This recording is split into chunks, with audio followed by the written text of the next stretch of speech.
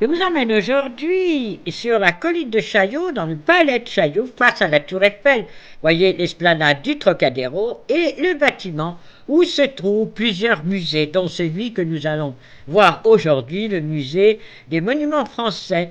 Voilà l'entrée. Donc ce bâtiment a été construit pour l'exposition universelle de 1878. Vous voyez là la pompe, les colonnes en marbre, enfin, tout est absolument magnifique.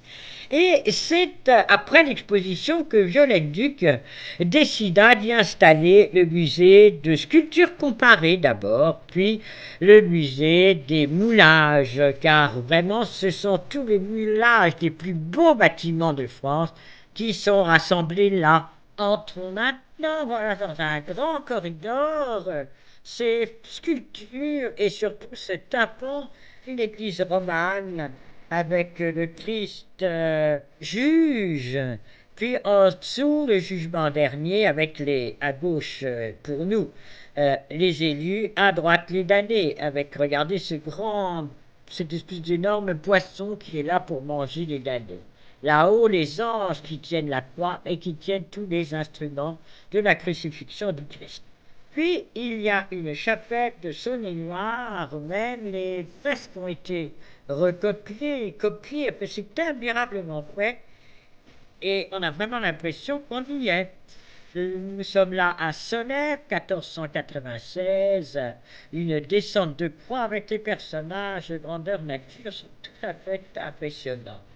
Ces différents moulages sont installés, vous voyez, dans cette énorme galerie avec une ossature d'Eiffel, enfin je veux dire de l'époque d'Eiffel, qui a été conservée intacte. Comme ça, la lumière vient d'en haut, ce qui donne une très jolie lumière à l'ensemble de ces merveilles. C'est vraiment plus beau encore que nature.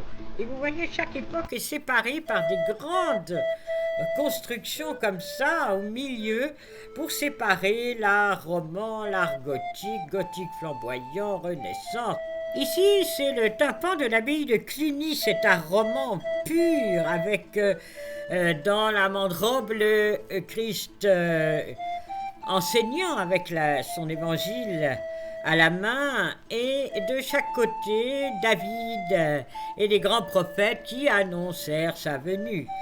Dans une autre galerie, cette fois-ci nous arrivons dans le gothique flamboyant, donc quelque chose de plus récent, enfin 13e siècle, 14e siècle, et là même des statues sont copiées, c'est toujours des moulages.